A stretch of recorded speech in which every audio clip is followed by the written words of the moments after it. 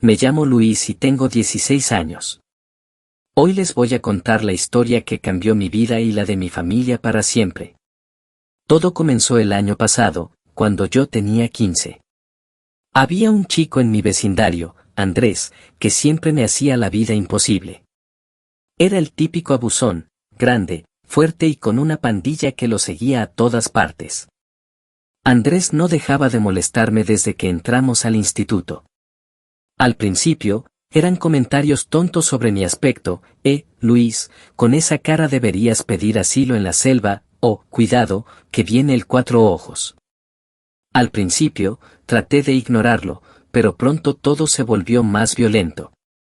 Empezaron a empujarme en los pasillos, a robarme el almuerzo y a destrozar mis cosas.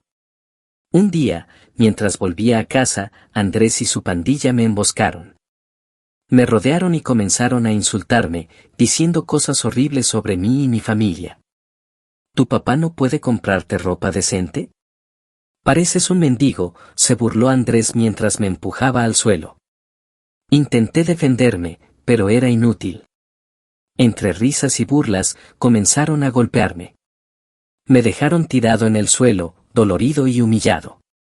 Llegué a casa cojeando, con la ropa rota y la cara llena de moretones. Mi papá, Carlos, me vio y su rostro se transformó de preocupación a furia en cuestión de segundos. ¿Qué te ha pasado, hijo? ¿Quién te hizo esto? Le conté todo, con lágrimas en los ojos. Podía ver cómo la ira crecía en sus ojos mientras le relataba cada insulto, cada golpe. Esa noche, papá no dijo mucho. Se quedó en silencio, reflexionando. Al día siguiente, me dijo que iba a acompañarme al instituto. Quería hablar con los profesores y con los padres de Andrés. Pero cuando llegamos, nadie parecía interesado en escuchar. Los profesores decían que era un problema entre estudiantes, y los padres de Andrés se negaron a creer que su hijo pudiera hacer algo tan horrible. La situación no mejoró. Andrés seguía molestándome, y ahora lo hacía con más crueldad, sabiendo que nadie iba a detenerlo. Un día, me empujó tan fuerte que caí por unas escaleras y me rompí el brazo. Fue la gota que colmó el vaso. Papá me llevó al hospital y, mientras esperábamos, supe que algo había cambiado en él.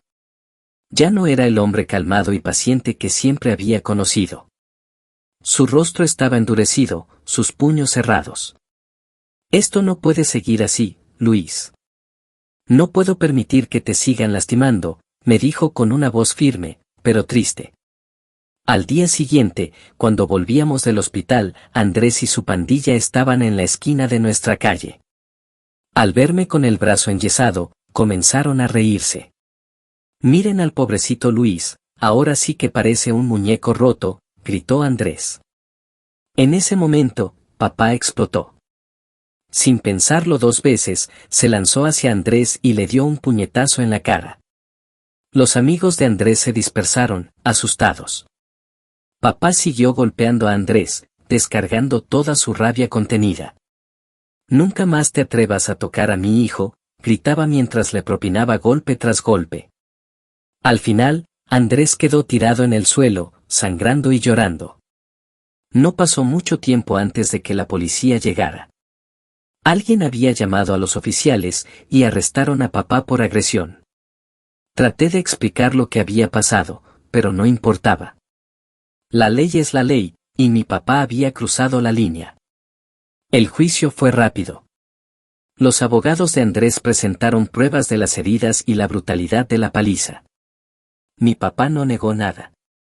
Lo hice para proteger a mi hijo, dijo en su defensa. Pero el juez no tuvo piedad. Sentenció a mi papá a 2 años de prisión. Ver a mi papá esposado y llevado a la cárcel fue la cosa más difícil que he tenido que presenciar. Lo siento, hijo, me dijo mientras lo llevaban. Lo hice por ti.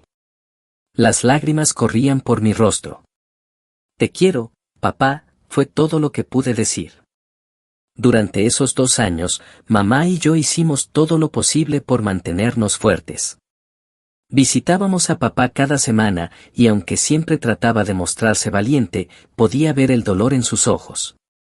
La cárcel era un lugar duro, pero él aguantaba por nosotros. La noticia de la paliza se esparció rápido por el vecindario. Algunos apoyaban a mi papá, diciendo que había hecho lo correcto, que cualquier padre haría lo mismo. Otros lo criticaban, diciendo que había perdido el control y que la violencia nunca es la respuesta. Yo solo sabía que mi papá me amaba y había hecho lo que creía necesario para protegerme. Después de esos 2 años, papá salió de la cárcel. Estaba más delgado y parecía más viejo, pero su espíritu seguía siendo el mismo. Nos abrazamos durante lo que pareció una eternidad cuando volvió a casa. Estoy de vuelta, hijo. Todo va a estar bien, me dijo, y por primera vez en mucho tiempo, sentí que todo realmente iba a estar bien. Desde entonces, la vida ha sido diferente. Mi papá encontró un nuevo trabajo, y aunque la sombra de lo que pasó siempre estará con nosotros, hemos aprendido a seguir adelante.